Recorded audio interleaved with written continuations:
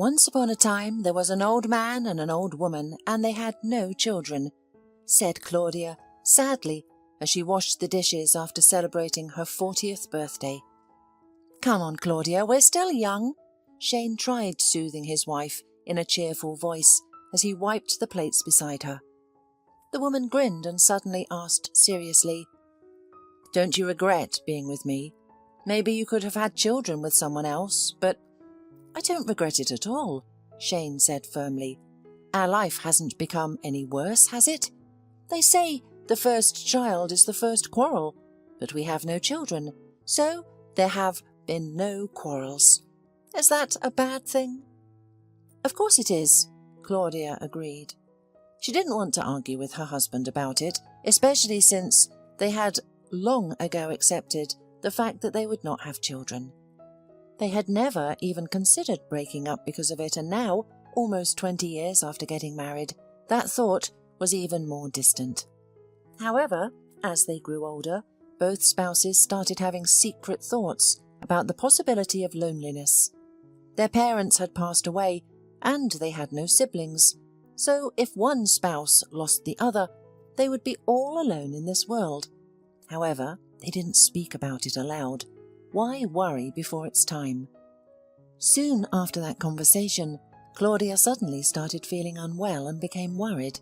She didn't have any specific pain, but everything felt different somehow. She grew tired quickly, had unexplained drowsiness, swollen legs, nausea, and no appetite. What if something terrible had happened? How would Shane cope alone? She went to the doctor, who ordered various tests and referred her to other specialists. Strangely enough, the doctors found no abnormalities, but her condition was not improving. At first, Claudia had hidden her ailments and visits to the doctors from her husband, but eventually she couldn't bear it any longer and told him the truth. I don't know what's wrong. I am really afraid to go to the doctors. Everyone says that everything is fine, but I feel that something is wrong. I only have to go to the gynecologist, who will definitely find some abnormalities, or maybe to postpone the visit. It happens that people get sick, and then everything goes away. Maybe I'm just tired. Don't say that, please. You literally used to die every time you got a runny nose, and now you're saying it'll go away on its own. Dear, we're not getting any younger, and you women, they say you may be going through menopause.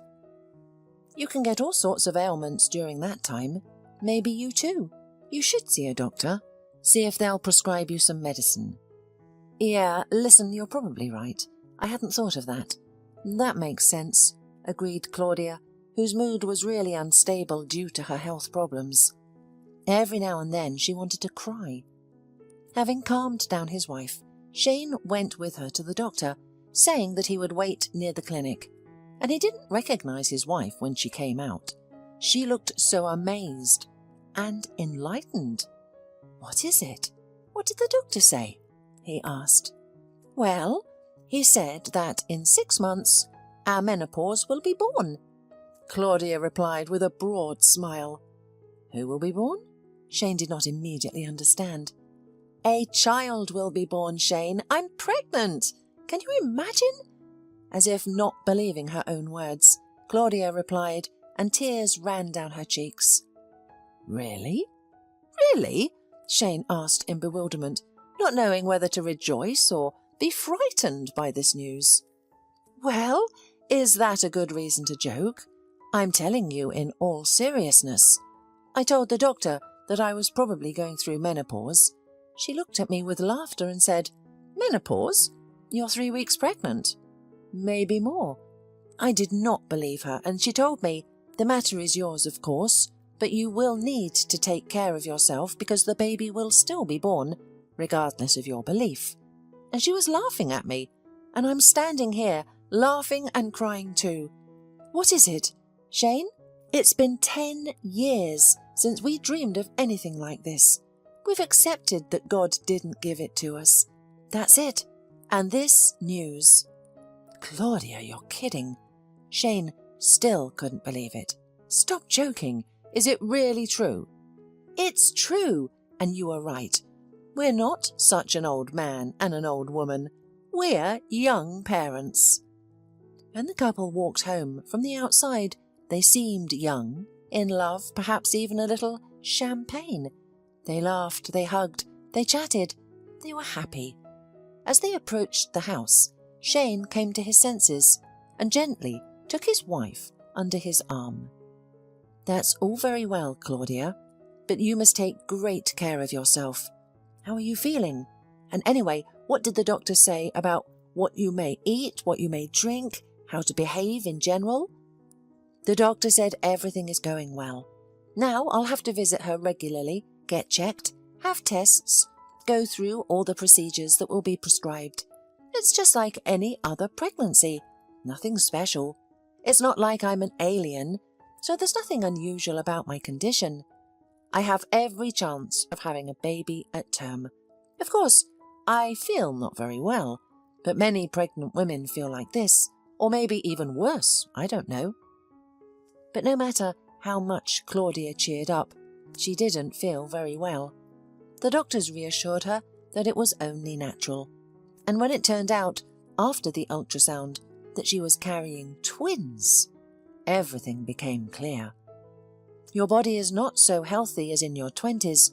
You're giving birth for the first time, and even twins. So, all your ailments are quite natural, and they do not require any medical intervention. Just take care of yourself, rest more, and if possible, walk in the fresh air. It was understandable, but it didn't make the poor woman feel any better, and neither did her husband. Shane suffered almost as much as his wife, agonizing over the fact that he couldn't do anything to help. They weren't rich at all, but for the sake of his beloved wife, who was going to give birth to 2 babies at once, he was ready to do anything. But Claudia understood perfectly well that her condition would only be relieved by childbirth, so she didn't show any special demands, and she didn't have the strength for them either. And Shane's friends even teased him a little. "I think you're taking the pregnancy even worse than your wife. You've lost weight, you're exhausted, doctors are watching her, and I've read that late kids are the most successful." But unfortunately, no one realized that Shane was more worried because his wife was having a hard time, and he couldn't help her. And soon, to everyone's joy, the day came when the twins were born. Charming, healthy baby girls. The parents were overjoyed. That's why they had waited so long, for the sake of becoming a father and mother of 2 such wonderful girls. They named them in honor of their parents, who had never met their grandchildren. Nina and Alexis grew up without any problems. They were healthy and intelligent, as if justifying their status as late and very promising children. They looked very similar, but they differed from each other in character and hobbies. Alexis was a quiet girl who loved animals and dreamed of becoming a veterinarian, and Nina, more lively and sociable, practiced gymnastics and wasn't in a hurry to choose a profession. Despite all these differences, the sisters got along very well with each other, and their mother and father couldn't even remember a time when the girls caused them any trouble at home. They did well in school, were polite and active, and willingly helped their mother with household tasks. If anything worried their parents, it was their own age. It would be nice to be a young mum," Claudia sometimes sighed. "Age really makes itself felt. I can't run and play with my daughters like others, and I'm always afraid that someone will ask who I am to them, their mum or their grandmother, so I have to look younger all the time, but I don't know if I can keep up or not. How old do you think I look?" "Honey, you don't look like our daughter's big sister. I look more like a grandfather, but that doesn't bother me much." "Well, so what? I'm not going to dye my hair or my eyes. I'd rather look like a grandfather than a clown," replied Shane, and hugged his wife tightly. But the wife had another reason to worry. "And they also say that late children become early orphans. Think about it, when they're 20 years old, we'll already be in our 7th decade." "Stop it, Claudia. That's ridiculous to listen to, honestly." Do you think our daughters would love us any less if we looked any different? Have they ever told you that you're not young enough to be their mum? And I don't think we should pay attention to anyone else's opinion, especially since I've never heard anyone else call me old, let alone you. Yes, we're practically the same age, and everyone thinks I married a young girl." "Oh, it's all your compliments," his wife waved away, still flattered by Shane's words. "It's better to give compliments than to make such predictions. You're burying us, and then you're writing us off as decrepit old men. Honey, live in peace. We're healthy. Of course we're not young, but not ancient either. You have strength, everything's all right. But for some foolish reasons, you're looking for trouble. Don't anger God," her husband reproached her with discontent, who really did not like this trait in his beloved's character. But that's how Claudia was. When everything was going too well, she began to fear that soon they would have to pay for their good fortune with some misfortune. And indeed, misfortune struck in her life. So she kept worrying, no matter how much her husband reproached her, and no matter how much she scolded herself. Indeed, their life was very calm. They married for love, lived harmoniously even when they were alone. And when their daughters were born, Claudia and Shane couldn't be happier with their little princesses. And although their financial situation wasn't the best, as Claudia no longer worked and dedicated her time to their children, they tried not to deny their daughters anything. Luckily, the girls weren't particularly demanding. They didn't have time for such things. They were occupied with their own studies, leaving no time for frivolities. Besides, the sisters were best friends to each other.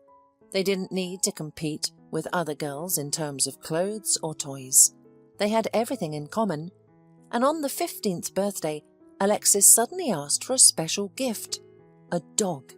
They had been talking about how much she wanted a four-legged friend for a long time, but until now, her parents had discouraged her. She already had pets, hamsters and parrots, but her parents were persistent in their refusal to get a dog, telling her to wait. "When you grow up, you'll definitely get a dog, but for now, you and Nina are still young. You have to walk the dog, take care of it. Who's going to take care of him? Your mum?" For a while, Alexis reluctantly agreed to wait, but on the eve of her 15th birthday, during the summer, a neighbour's dog gave birth to puppies. It happened at their summer house. Alexis saw how adorable little cubs were frolicking on the neighbour's property, and she became determined. She declared that she wanted a dog, and it had to be Alibi. "Are you crazy, daughter? Do you really want Alibi? They have such a dog as a guard, and it's such a huge creature. Why do we need such a dog? It will just be a machine for destroying food." Shane was horrified. "And produce so much waste," echoed her mother. "It will suffocate us with its fur alone. You can't wipe a dog like that with a rag after a walk in the bathtub." "No, I'm strongly against it." But Alexis was too persistent, and they soon realized that, without an alibi, they wouldn't be able to return home that summer. Alexis swore that they wouldn't feel any inconvenience from having a dog. "Honestly, I'll take care of him myself. I'll clean up after him and do everything. And as for food, don't worry, I'll get a part-time job. I'll put up ads or distribute flyers. There are plenty of other jobs." "And who will study for you? Nina? At least you should tell your sister that it's not a good idea." The parents tried to get their other daughter on their side, but as usual, she sided with her sister. "No, having a big dog is great. No one will bother us. Everyone will be jealous. It's not like having a chihuahua, but a dog like Alibi is almost like a person."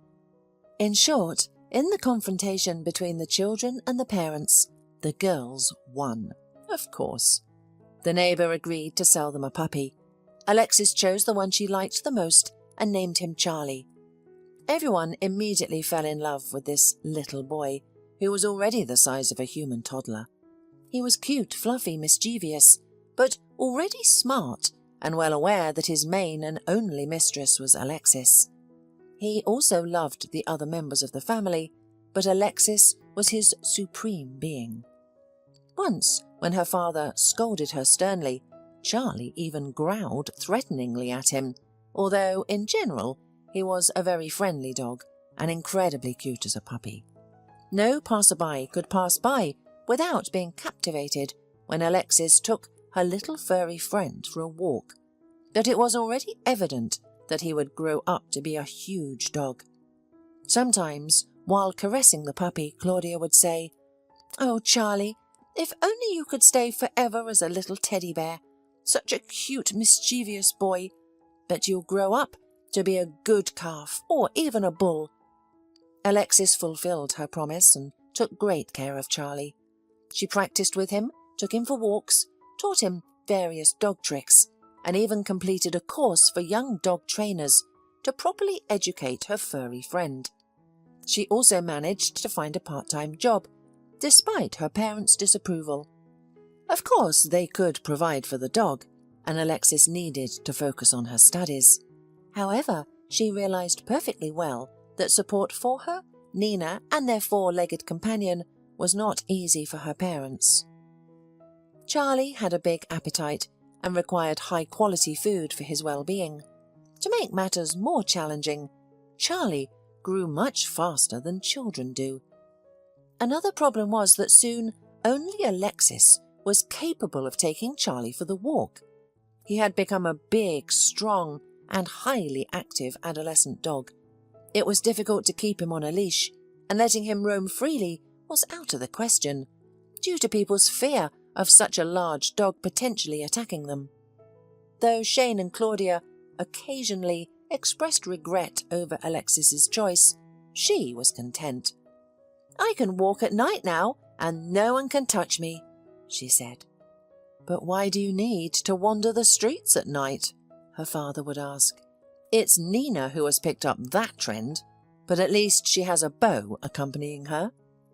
Indeed, Alexis's younger sister already had an admirer at the age of 16. They often went out together in the evenings. However, Shane and Claudia were not overly concerned. They had known Isaac for a long time. He was a decent guy from the same school as the sisters, just a year older, and came from a good family. Nina's parents valued a good family not in terms of wealth, but in terms of being friendly, non-drinking, and hard-working. Therefore, Shane and Claudia had no reservations about Nina's choice of companion.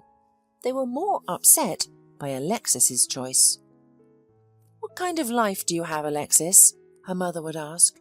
"You study, work part-time, and take care of your dog. When do you have time to go out with friends or go dancing?" "Oh, Mum, you always say the same thing. Other parents scold their daughters for going out, but you want the opposite for me.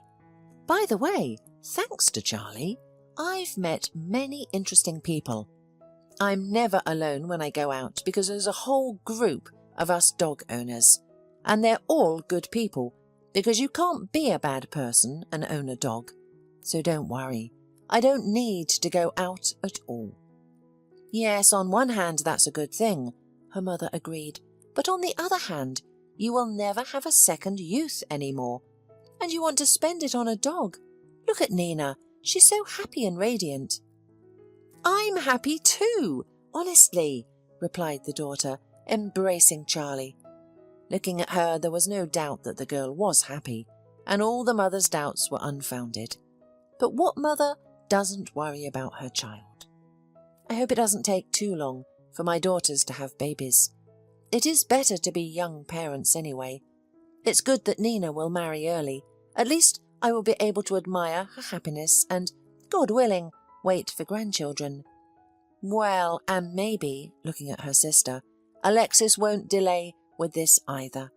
After all, she socializes a lot with people, and she's such a good, responsible girl.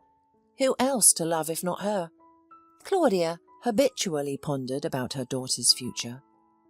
Time passed, and the girls successfully graduated from school. Alexis enrolled in veterinary college, while Nina still couldn't decide on a profession and went to art school. Her fiancé also enrolled in the college, with more definite plans. Both parents had to discuss the future wedding as the young couple had already firmly decided to get married. "And where are you rushing off to?" Isaac's mother sighed at times, but even her husband disagreed with her. If they love each other, why wait? Because some say that first you need to hang out, and they hang out so much that they stay alone and stay. No, they have found their happiness. Let them hold on to it. "Yes, but early marriages can be fragile," sighed the wife. "And who needs late marriages? That's how they get used to living on their own. Then you'll be crying your eyes out trying to get them married. No, they have made their decision and it's good." "They are still studying," she disagreed. "I won't argue, though. I don't want anything to go wrong in their family. And I don't want to be blamed. I am not my son's enemy." Nina's parents also had mixed emotions about their daughter's marriage. Claudia, who was known for her pessimism, was particularly concerned. However, this time she managed to hold back and only sighed. "Well, I think every mother is sad to give her daughter away in marriage, although not getting married would be even worse. I'm more worried about you, Alexis. Now, you're also 18, and you don't think about your future at all. Haven't you been on a single date, Alexis? All you do is hang out with Charlie. I don't know why we got you a dog.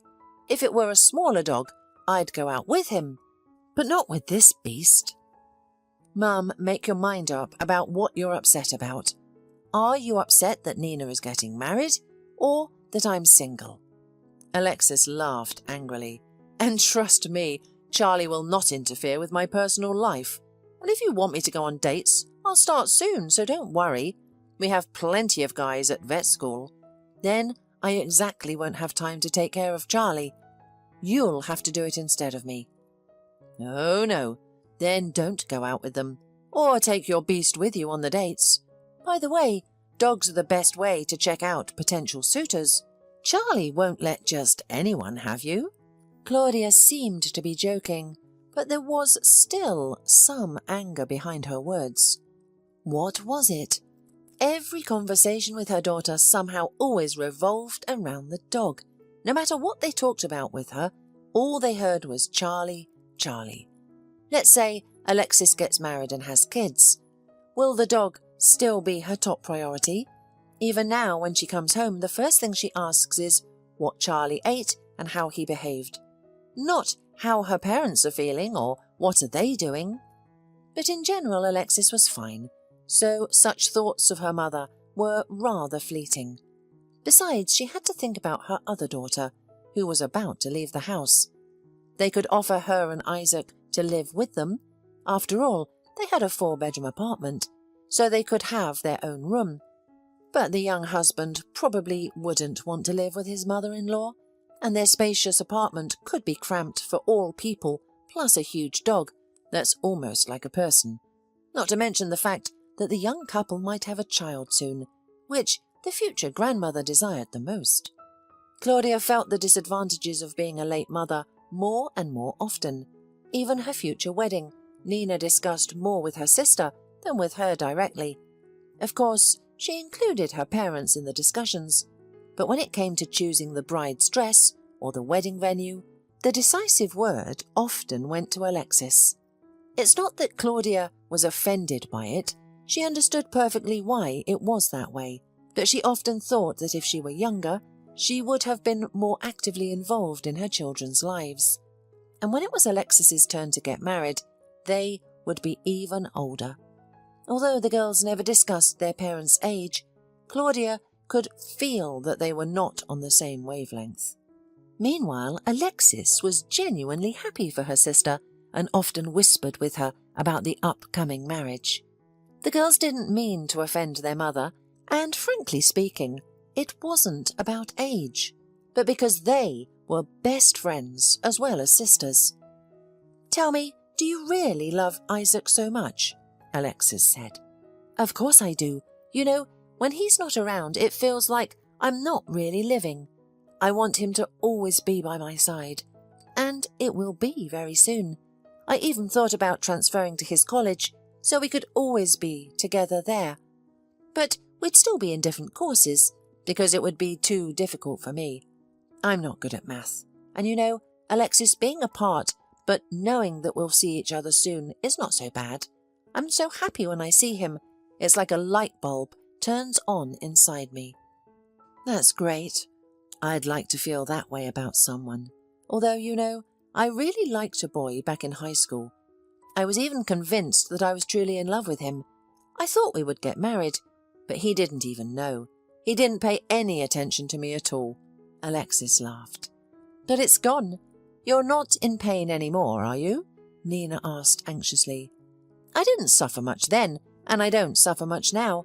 It's funny to think that I used to like him, because now he doesn't seem cute at all. I like some guys at the vet, but without any light bulbs. Alexis replied and smiled loudly. Does anybody like you? Have you ever noticed that? Nina kept being curious. Well, of course I have. When we go for a walk with Charlie, there's a guy who joins us all the time. His name is Michael. He lives in the neighbouring house. Well, he obviously likes me a lot. He could be out with other guys, with his husky, but he's still with me and Charlie. Alexis laughed again. Only you know, he's only 15. So dating or love are out of the question. But it's still interesting to talk to him. Aren't there any more serious suitors? You know, the kind that would invite you to go out with them? You know, without the dogs, let's say. I have, Alexis grumbled unhappily. But you know, there are no options at all. One adult man with 2 dachshunds, I do not know. He is about 30 years old, probably, or more. He even hinted that it would be nice to date, but I blew him right off.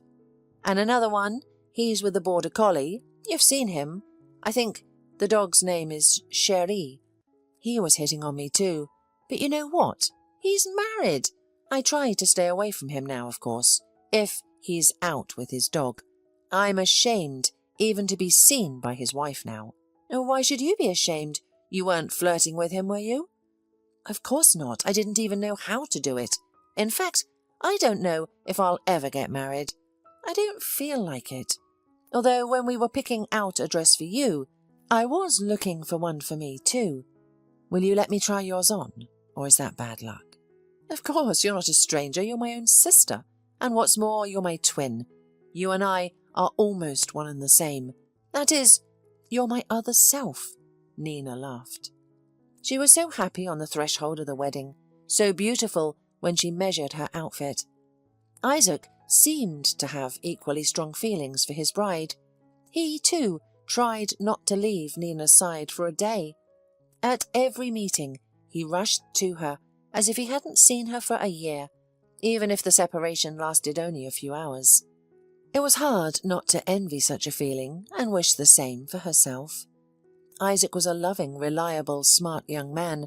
When he became a fiancé, he matured a lot, became a serious person, looked not like a boy but like a man. And after he passed his driver's license, his father entrusted him to drive his car, which worried Claudia a little. Every time he and Nina drove somewhere together, she always worried. Well, I would be okay if they were only in the city, but they go out of town and on the highway. They can speed up. Isaac isn't an experienced driver. He's just got his license. It's understandable that I'm worried, but who wouldn't be? She often said.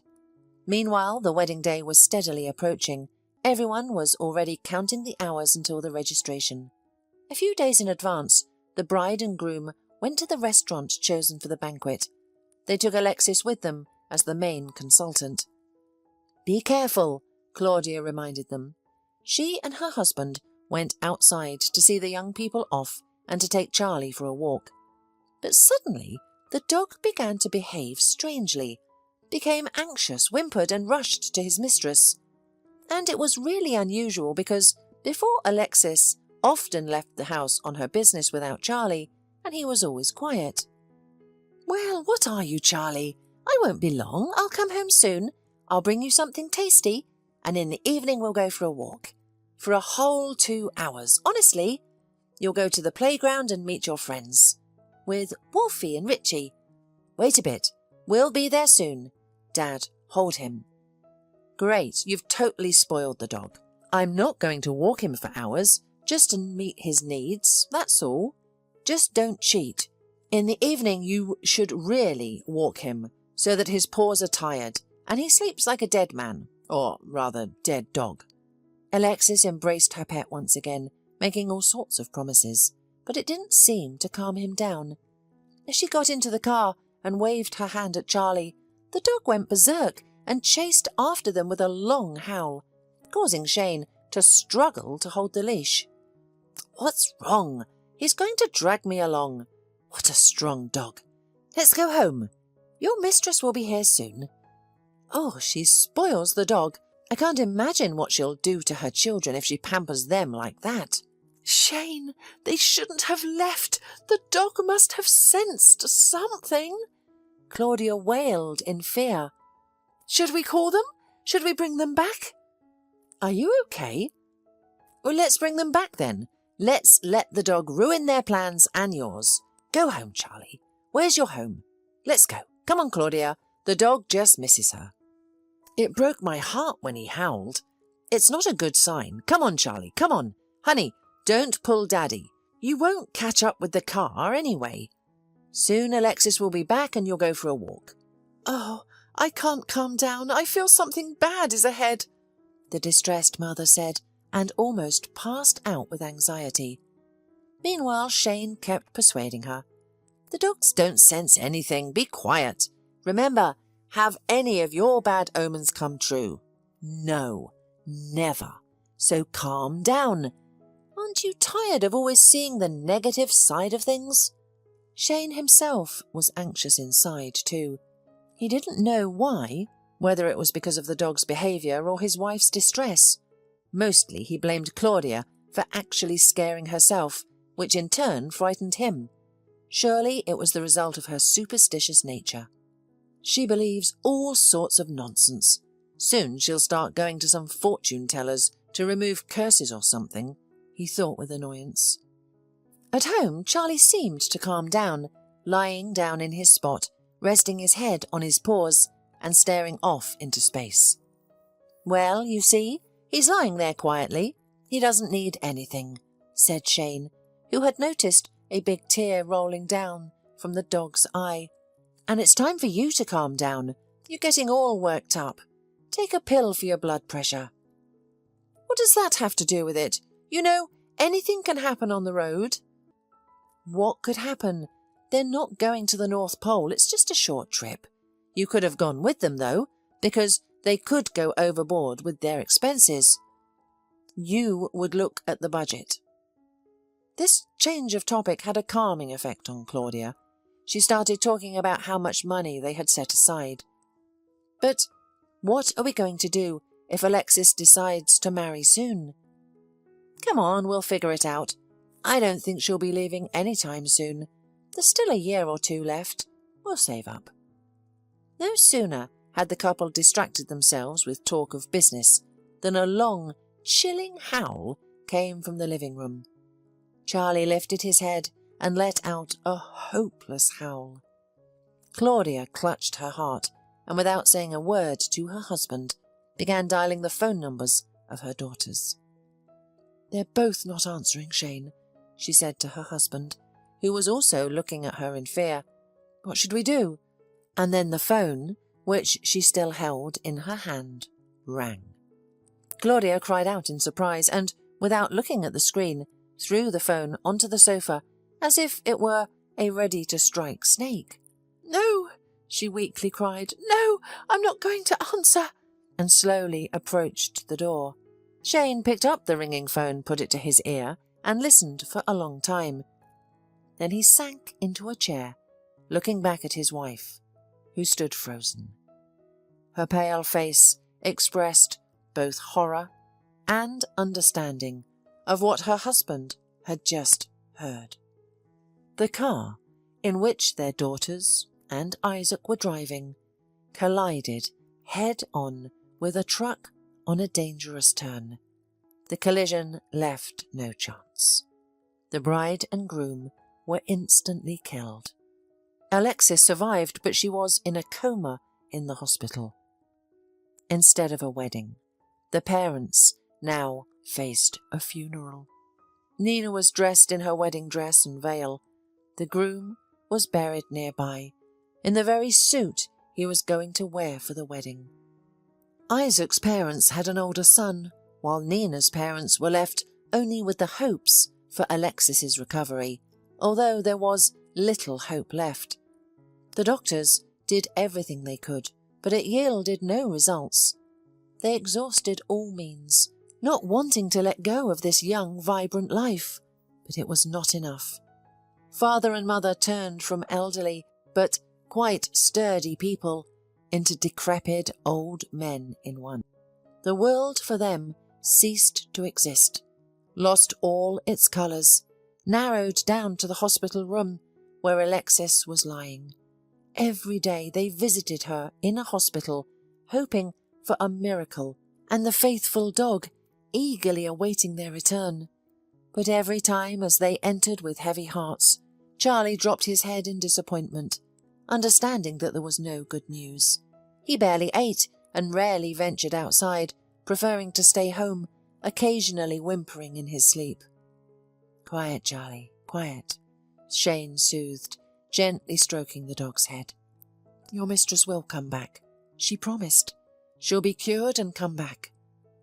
However, with each passing day, their belief in miracles dwindled, and even the doctors had lost faith.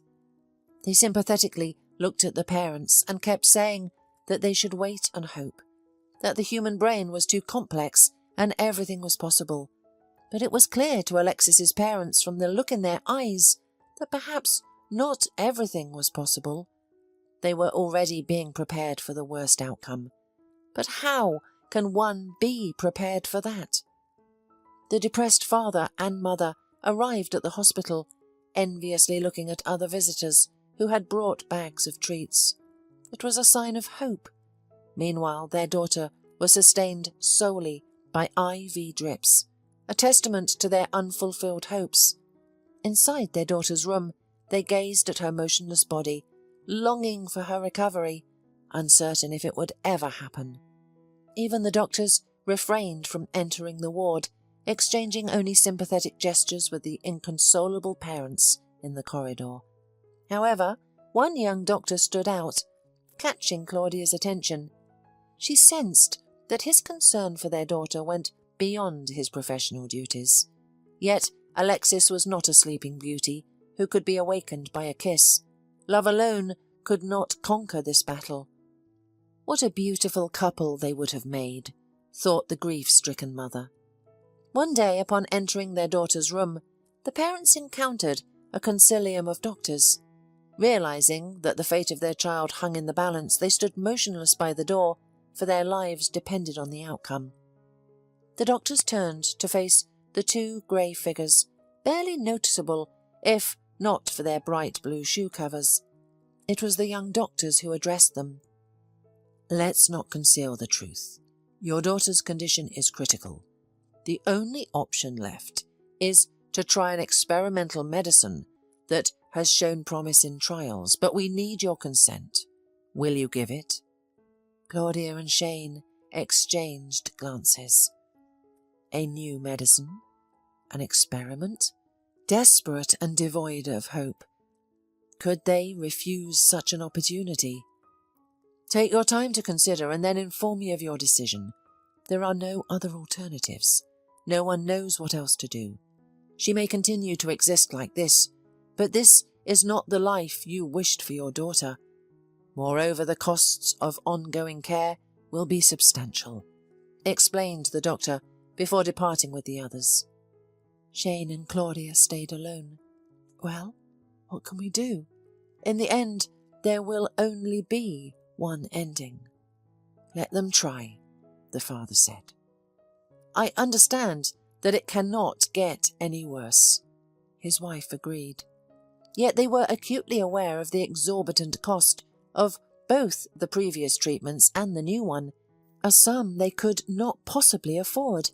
They had exhausted all their savings and now contemplated selling their car and cottage.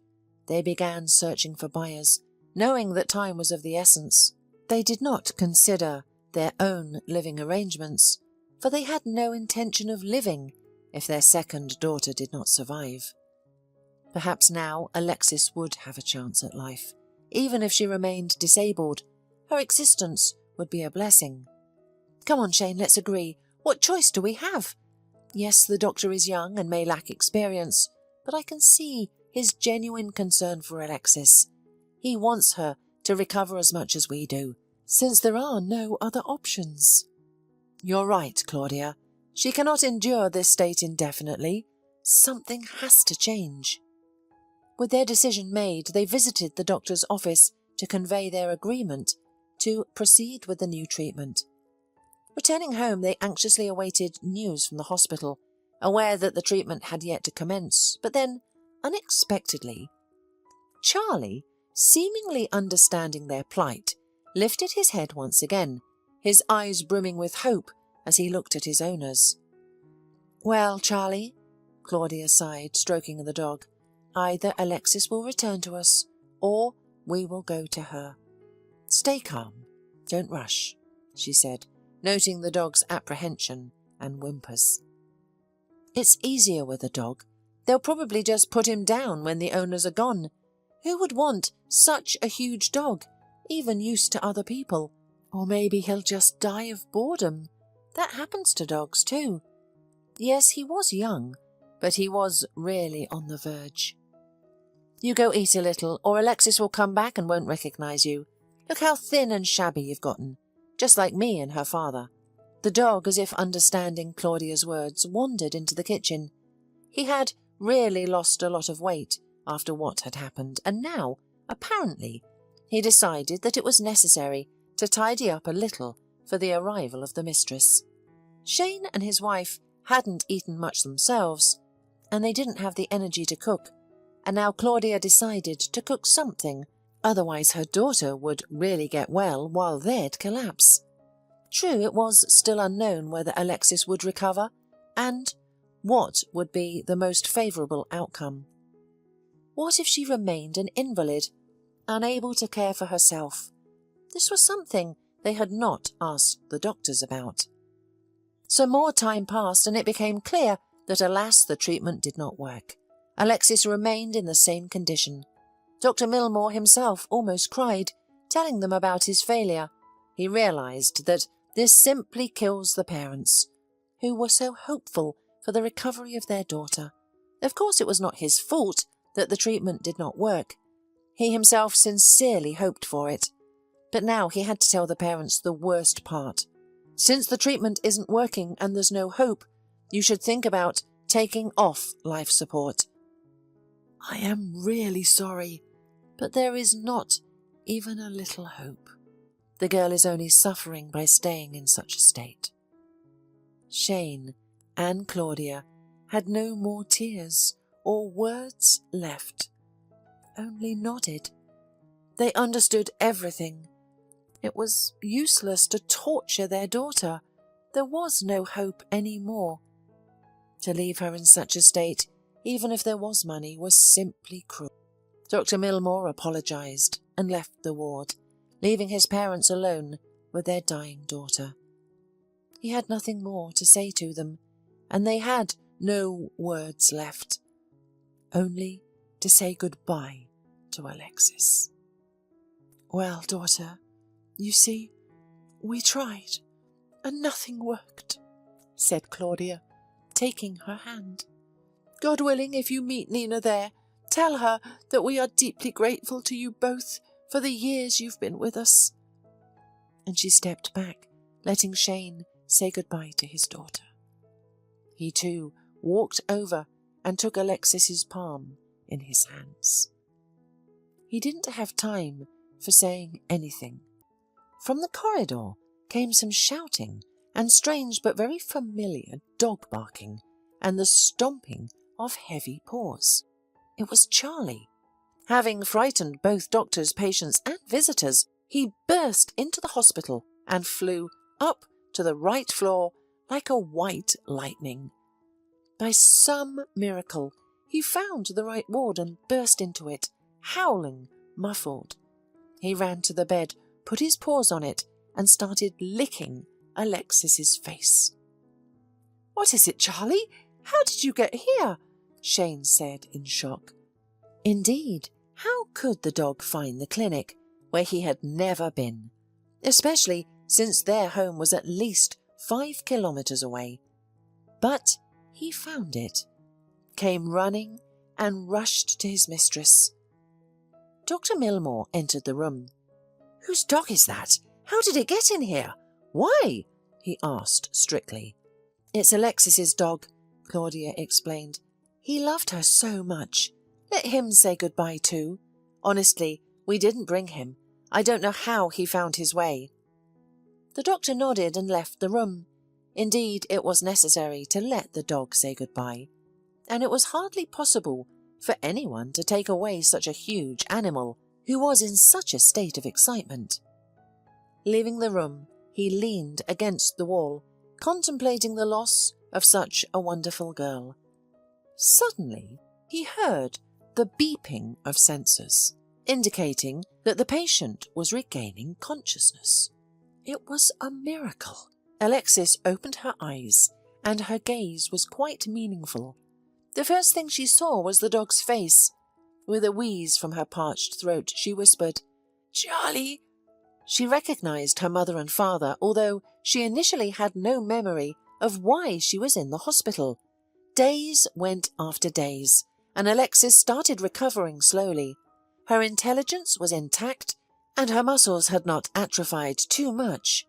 Later her mother asked if Alexis had heard her and her father talking to her while she was unconscious. Alexis said she hadn't heard anything, only the dog barking. It seemed that Charlie had somehow called out his mistress, and she responded to the call. Alexis's recovery progressed. Soon she was discharged home, although she had to visit the rehabilitation centre for some more time. But it was not difficult, especially since she always had Dr. Milmore Nikolovich by her side, who at first visited her as if on duty, but eventually confessed that he had some other feelings for her. Alexis, who had long dreamed of true love, readily accepted his advances. Besides, she needed a guide, and with Dr. Milmore, it was not difficult to go to the cemetery or to walk with Charlie. As for the dog, he seemed to realize that his mistress was weaker than before, but he was so happy to be able to run and walk again that it was impossible to keep up with him. Claudia and Shane were also grateful to God for Alexis's recovery. They were delighted to hear that Alexis and Dr. Milmore were considering marriage. It was all a real ray of hope in their devastated lives.